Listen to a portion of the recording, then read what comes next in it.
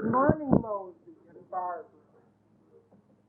How are you this morning, Barbara? And how was the trip home? This is a Tuesday, and I had to work yesterday, and I'm home today. I really am standing here at the kitchen table, getting ready to dampen clothes.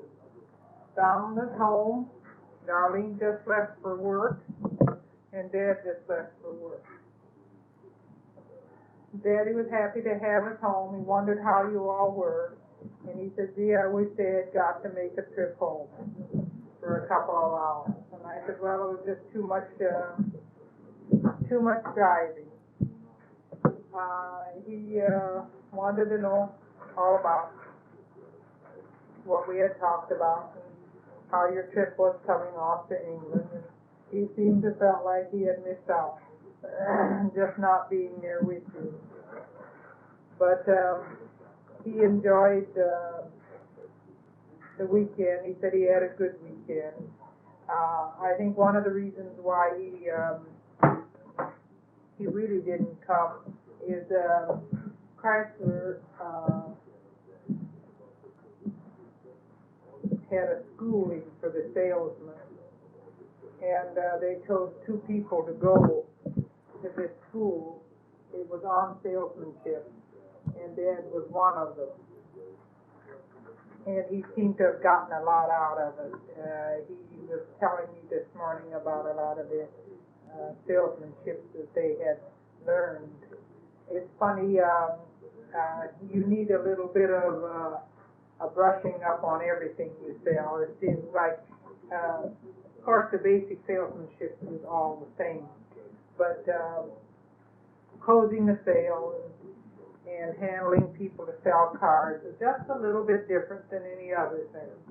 And they gave him a little bit of the insight and what he really was selling, and I think it's going to help Dad a lot. I always felt like he needed something like that, but I don't know, for some unknown reason, he felt like he knew how to sell.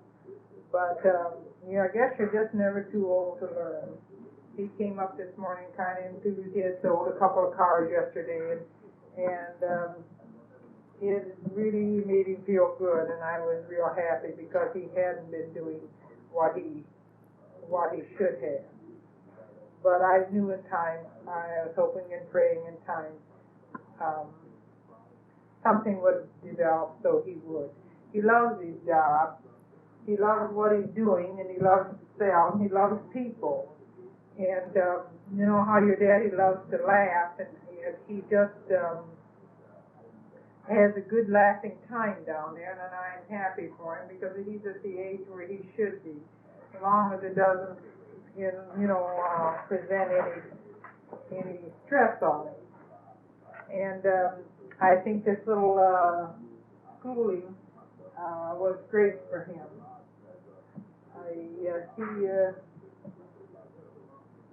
He had that Dale Carnegie course. I think it cost quite a bit of money, $200-300 when he comes to sell stock.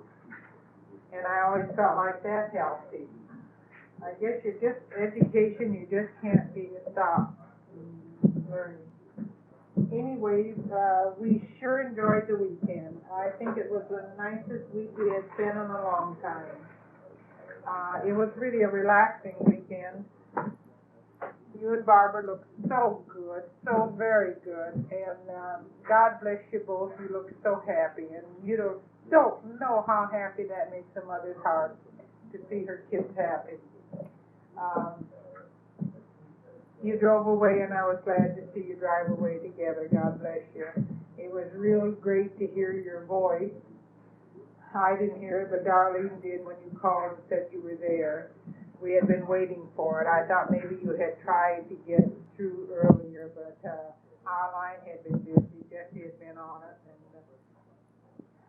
she just had been on it quite a bit that evening. Of course, that she doesn't use it that much. And when she does use it, we always feel like, well, we should leave her alone. Because it's usually to her daughter, and when she talks to her daughter, she spends quite a bit of time talking to her daughter. And that that was the reason why I thought maybe you had, but maybe you didn't. Maybe that was the first time you had gotten in, just gotten in. But it wasn't late, and you did make good time. Okay, were you over? Did you go from there right over to the Habibi, or did you go directly home? We had a nice trip home. We left Milwaukee. Must have been what time was it? 9:30. 20 to 11. 20 to 11 our time. 20 to 11, Donald says our time. And we got around Chicago before 1 o'clock. So there wasn't too much traffic. Donald said on the way in, Donald and Darlene said why they were just car to car on going around Chicago. But we had most of the highway for ourselves. And then after we got out of Chicago and, got on 30, it really wasn't bad at all. We got home here about 3 o'clock. Yeah, 3 o'clock. Yeah, about 3 o'clock. We didn't have to stop for you two to unload. We probably made it 4 hours. Yeah, but you had to have gas too. Gas was high. How did you find the gas prices down there? We had Donald got down to a quarter of a tank, and Donald says, now watch for cheap gas price place. But then we drove till it was almost empty, and then we couldn't find for anything less than 31. Is that what we paid $35.9 for regular? $35.9 for regular gas. That was high. Anyway, Dad filled up our gas tank here because it went up 2 cents today on a gallon. 2 cents tax. 2 cents tax. Yeah. That'll make it run how much here? Gas on No, it depends on what it was. I mean, 2 cents more what they've been paying. Well, Dad's been paying pretty close to 28 here. Okay, I'll be paying 30. Yeah, maybe a fraction less. That's still high for gas. My God, gas has went up. Everything's going up. They said in the foreign countries they pay as high as how much, 70 cents a gallon someplace. I wonder how much gas is going to be in England for you, Mosey. And Barbara, no wonder they're getting these little cars that don't use much gas. Anyways, Daddy was sitting here watching the funeral when we got home. And he had dressed himself up in a little more decent clothes because he was going to go up to Aunt Jeanette's for supper. So then I called Aunt Jeanette, and I quickly made supper here. I had a pan of yuppie ready to go. It was in the freezer, and I brought it up and stuck it in the oven. On the stove, and so we all had supper home. And then Mr. Schrader in New Haven, Dick Schrader, Wanda's husband, his father died.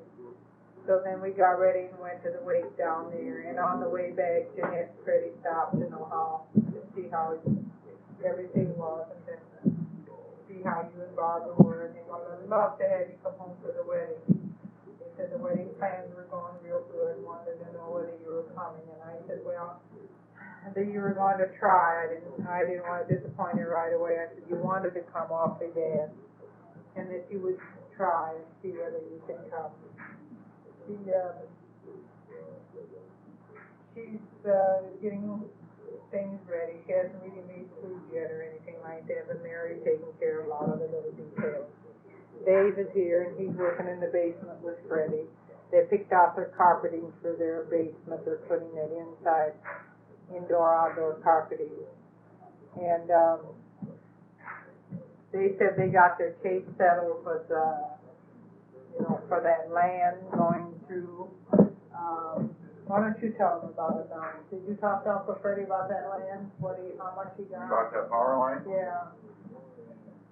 He didn't get that much more. He said he got the same amount, but he must have gotten pretty close to $5,000 an acre, 5 acres.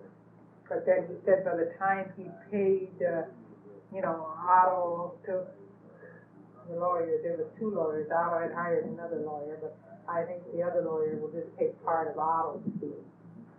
Yeah. And I don't know, appraising it and all that, he wouldn't get any more. They had offered him $3,500. But, he was kind of satisfied. He still wasn't satisfied. I was going to say he was, but he wasn't. He said that he should have taken it out and put it in another county. It had something to do with, Well, see, this is Indiana, Michigan going through here. Yeah. Well, in other counties, Bend County's got REMC, another electric company, rural electric company. Yeah. And I guess the attorney that they took it to in Auburn, the judges they took it to in Auburn, most of the people that were on the jury knew this judge, or knew this guy, or this other attorney, or something or other, and I guess that didn't help them too well. But if they would have went into Bend County, where there's a different electric company altogether, people would have probably, you probably got more, he said. But he felt like the same company was working against the state company. So I guess maybe that had a lot to do. Donald told him, well, you can appeal again, or Joe or somebody. He said, oh, no, he wouldn't do that. I guess he had enough after all. That was what he was going to get, so he just took that. Which, I don't know, it's hard, fighting in court. There's always so many dime loopholes that they take advantage of you on if they feel like you get a smarter lawyer than the one you got. They're not always in that sense that knows a little bit more in that field. Why, you just can't understand it all, that's for sure. And that's how it was. But anyway, he had to be satisfied, I should say. The case for little Jan hasn't come up yet, so I don't know what little Jan will do about her case. I'll let Donald talk to you for a while, tell you where he applied for a job. So it's your turn. I'm all talked out. Hello, everybody. That's about all I know. We're all talked out. Ooh, I'm going to talk about Patsy and Well, applied for a job. And what did Dad tell you about Patsy? no, Daddy, we want to send it out. I want to send that out today. Well, Dad came home yesterday. We didn't get the paper because of the holiday. Dad came home last night and said he looked in the paper and her Patsy died. I don't know if they told you that his wife died about a month ago. Well, now Patsy died. So I have to go to the funeral tonight. That should make you sad, because even just like a father to you, he used to always talk about you. That's all he used to do is say, your brother Joe used to do this, and your brother Joe used to do it this way, and he used to always tell me how you used to do it, and make me do it the way you did. So Patsy's going to be gone now, and nobody's going to be there to tell me. I probably won't be working there too much longer anyway. I want to apply to Eckridge, and I'm going to apply a couple other places for jobs. I washed and waxed the car yesterday, which one? The Plymouth. So the guy can try and sell it or something. He gave me a ticket. He got some points that he was supposed to use on his demonstrator, but he snuck an extra one, so he gave it to me, and I washed the car. Now I'm waxing it out there. Yeah, Plymouth is just terrible. It's all rusty and all scratched up and all marred up. They just don't take care of the cars around here. It wouldn't hurt them just to go in there and run them in there and clean them up, but they don't do that.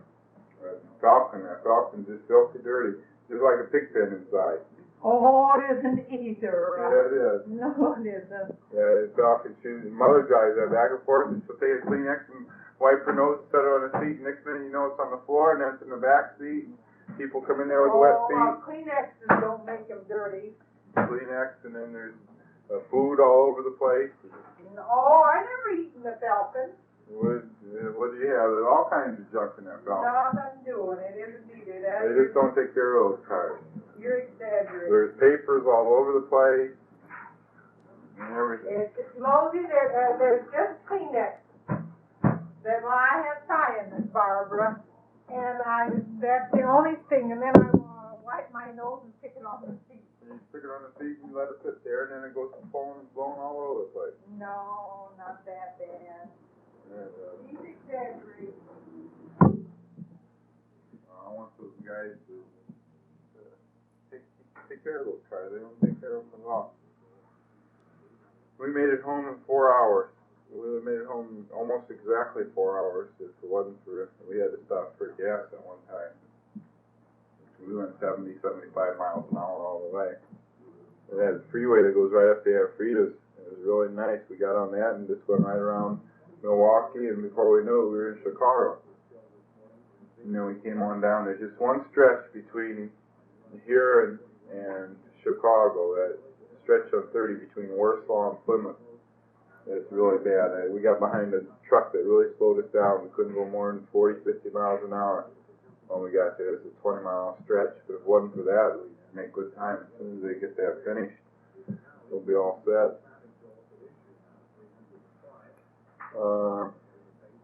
That's all I have to say. I don't know. I got a lot of work to do around here. You should see the house there. The lawn needs cleaning, the shrub needs trimming, the cars need washing. I came home to study. Now I'm going to have to work. You came home to study. You came home to help us. What do you mean you came home to study? I got a bushel of homework to do. Have you really? Huh? Yeah. What do you got to do? Why don't you get busy I'm going to studying? write a speech. I've got to write a paper for agronomy, for genetics paper. It's about a 7-page paper. We're going to write for that. Well, why don't you get busy and do it? Probably I don't want to. No, you got a lot of time. It's just that you don't want to. That's what you mean. Yeah, you could take over. Start talking some more. Any more is ready. You don't have any more to say. We told them all the news, but I didn't want to tell them how. Well, I don't know why you're sending the tape so early. You just repeat everything. No, I want to tell them how much. It was good being with you, honey. Honestly, God bless you both. You both look so good. Fine, Barbara. You kept your weight down so wonderful. I hope you take good care of yourself, honey. And take the paper right to us often. You might as well while you're still in this country. Oh, we didn't tell them about the dog. That's what we didn't tell them. Tell That little dog, Donald, they brought it in the house. Or was it in the house when you were there for breakfast? Anyways, they brought it in the house. And were they there when it met? And Paul had to clean it? Huh? And Paul and Gilbert, Paul the one that didn't want to leave it go. Paul still didn't want to leave that little dog go. He just fell in love with that little dog. And Gilbert wouldn't get next to it because he was afraid he'd fall in love with it and wouldn't let it go. But anyways, it's messed, and every time it's messed, Frida would make the kids clean it up. But I don't know where he held all that stuff. well, that's The because, garage out there was filthy dirty. well, that's because they had overfed it. But then on the way, that's because they had overfed it. Yeah, but still, I mean, he had that garage full.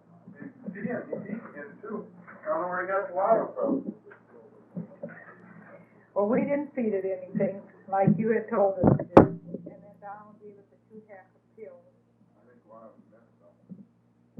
You know, I came to open up his mouth and one of them slipped down the side. I don't know whether it went in his mouth or not. It must have because you couldn't find it.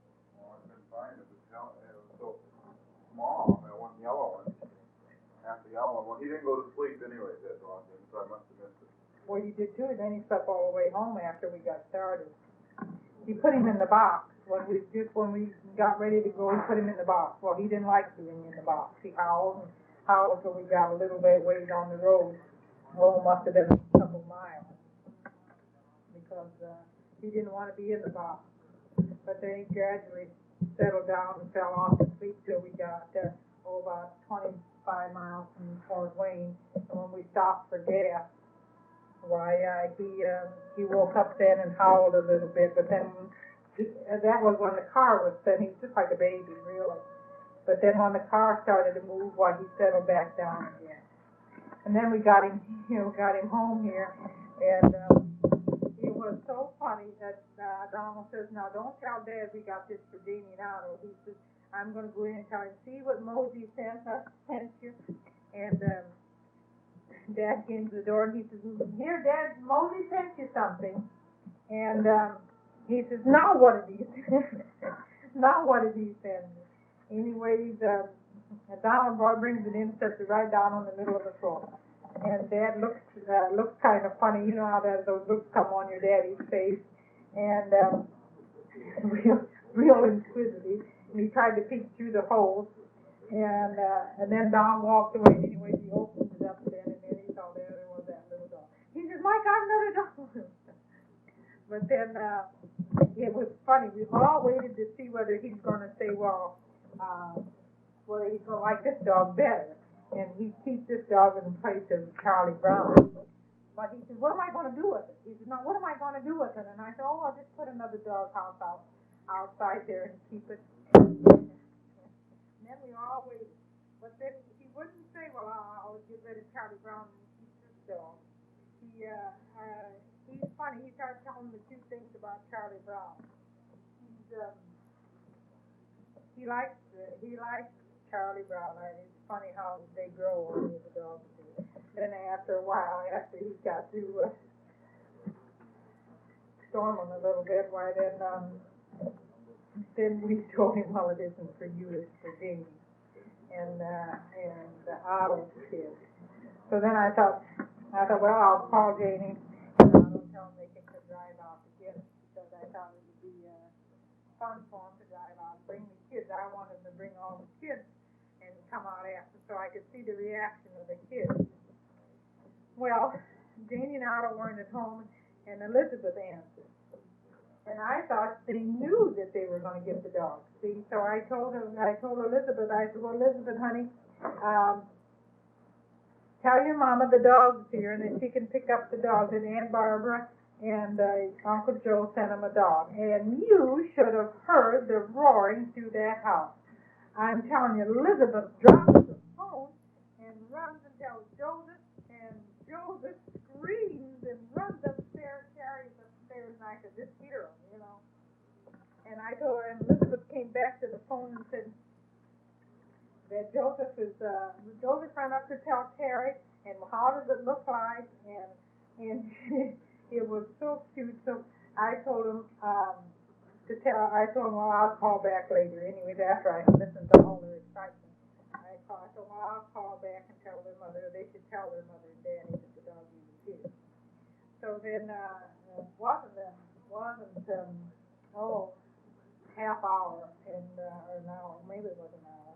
Janie and Otto and Aunt Louise came. They had went to New Haven.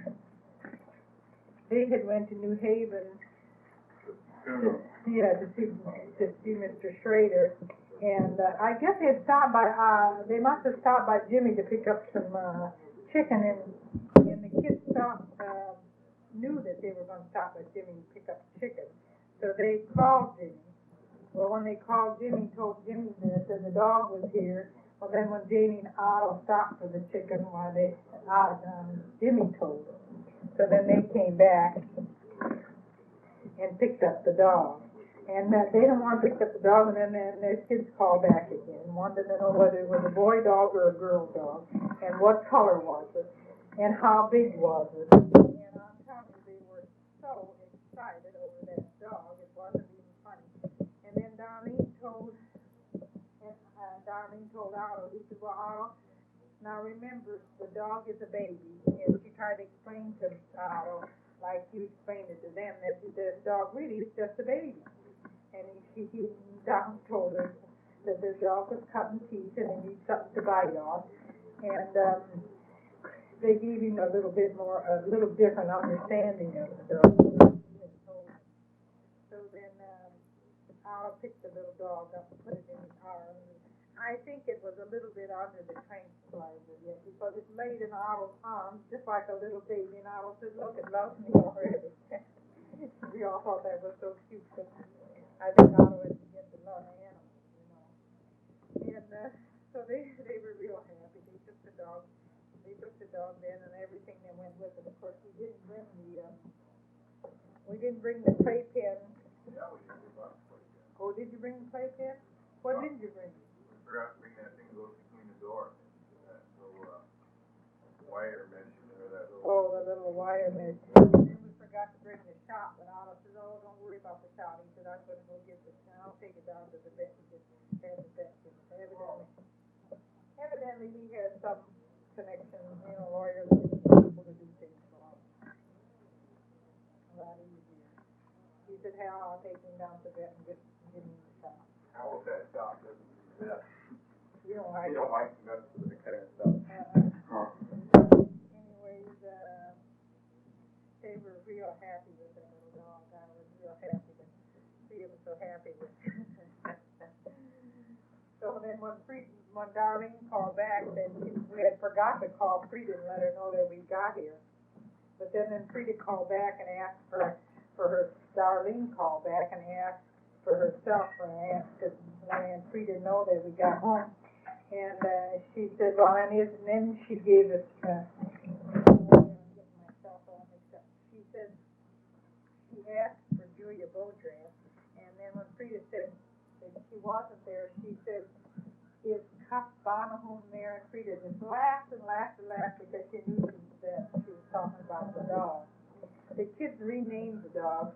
I was hoping they'd leave the name Cuff, but they had picked out another name. I forget what name did they say. Frisky? I know That's what you said over the phone, and I heard you talk.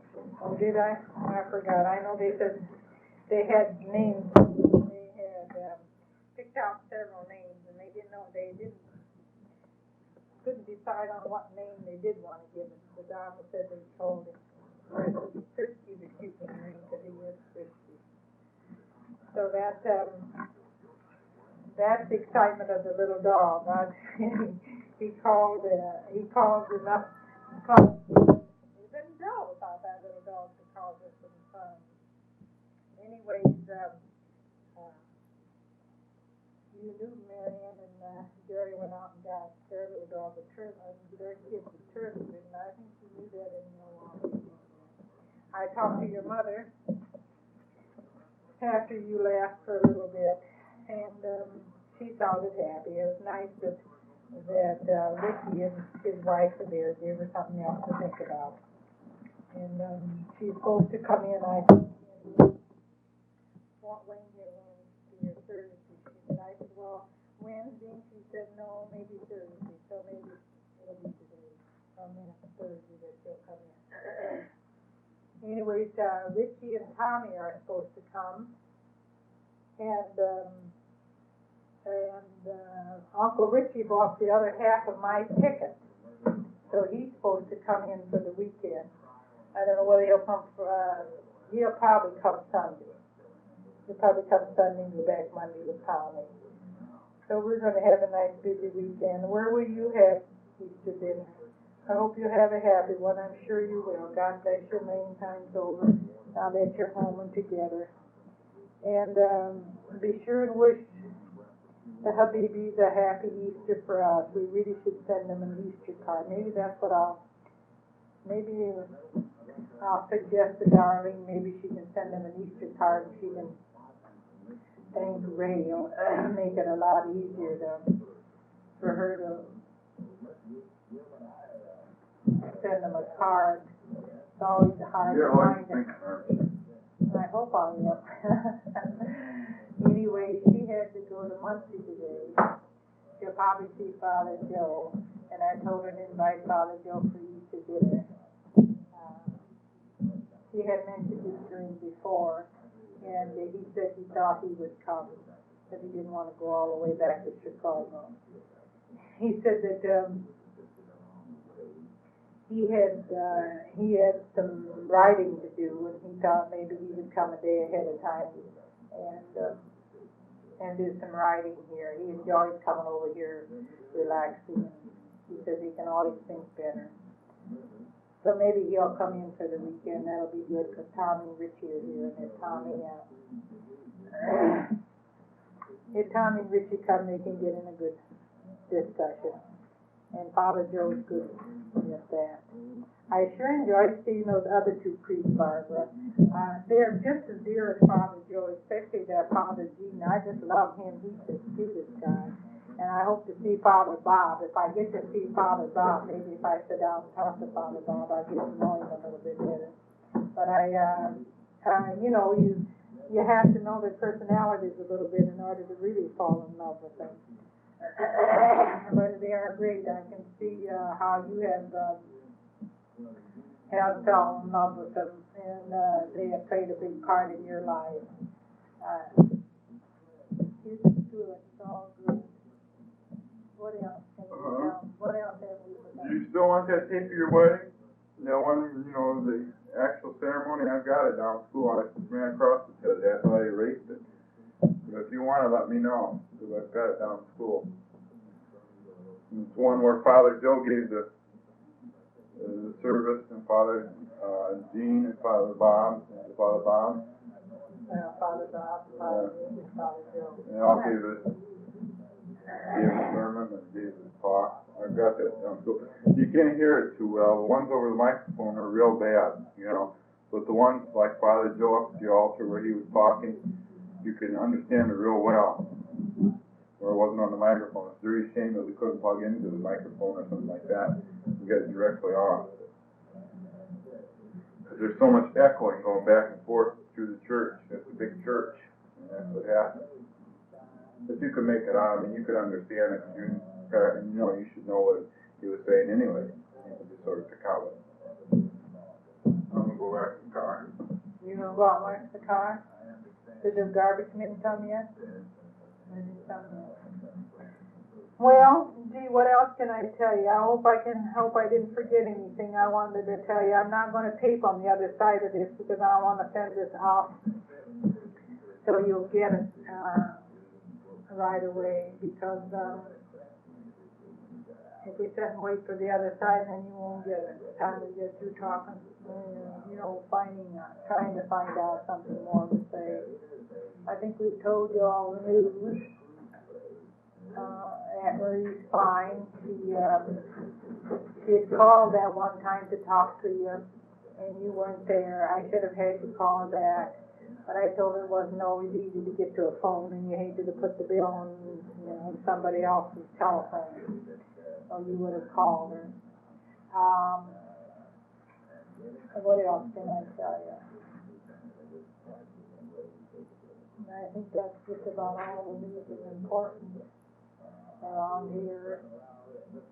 It's real good to have Donald home. There's always so many little things that have to be done around the house that he'll be busy and do. I thought you said you didn't have this anymore. Yeah, I got it. Broke. What's wrong with it? Huh? I don't know, something broke up there. Something broke on it. He just brought up that handle thing that I had to do.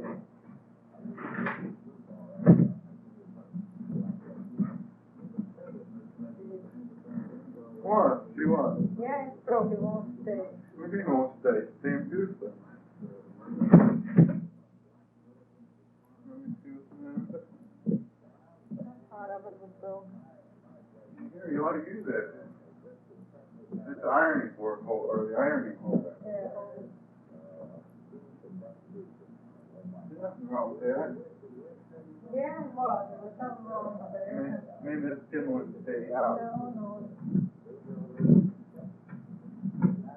Well, you better shut the tape off. You was broke there, not there. Maybe it's stuck. Oh, this thing came out. We'll shut the tape off. Well, let it out.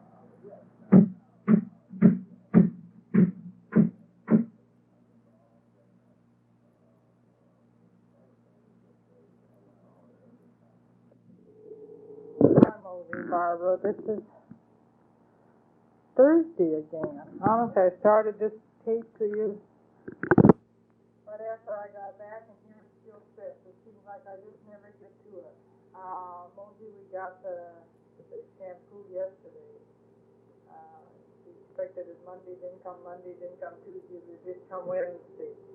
And we also got your note. It was good to get your note. Just to see your handwriting was satisfying to our mother. I had your mama out for lunch, and her and Jamie Tuesday, Barbara. I didn't work Tuesday, and it was sure good having them. We also had little Christine, and they were so happy to, to bring that little Christine. She is a spirit child, so full of personality.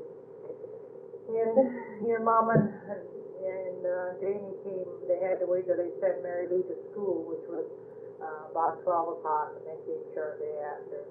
And they got to stay till kids started coming home from school about 3, and then they had to leave.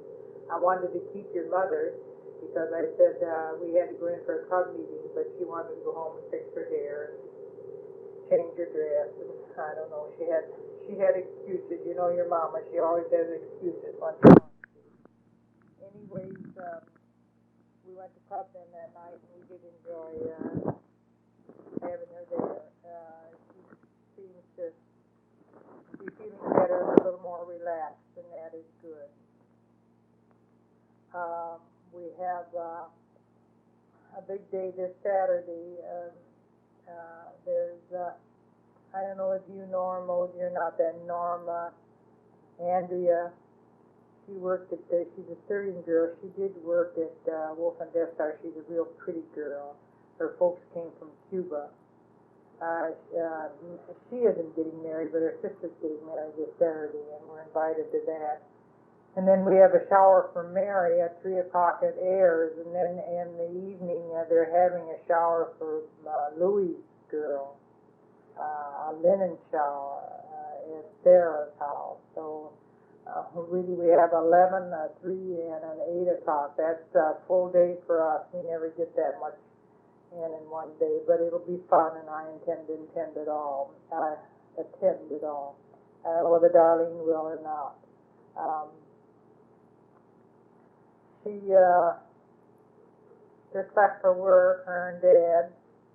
And we haven't heard from Donald yet since he went back. He said, Mama, when I go back, if I got accepted into vet school, I'll call you. But he hasn't called, so evidently he hasn't gotten accepted yet. I only hope and pray it's God's will he will get. It's on his mind, and he's, of course, a little bit, I think he says he isn't, but I think he's a little bit worried about it. But I told him I didn't care if he didn't get accepted this year, because I said he can apply next year, and if he stays in school that much longer, it's just that's good. I'm no hurry having him graduate and get out of school. The wedding plans up to Jeanette are gone great. They seem to be real happy about everything. Jeanette's going to look for her dress, or she's been looking for her dress. And what else can I tell you? Julie Aid is home from the hospital. I haven't been over to see her yet, but she's home and very restless, they said, and very nervous. She hates sitting around. She can't get around like she used to with a cast on her knee. It isn't easy for her. After all, she isn't young, and the adjustment must be terribly hard. I feel sorry for her, really. I have to go to work at 10 today. I want to stop in by Marie's a little bit and see her. Seems like I had so much I wanted to tell you, and the minute I sit down here, I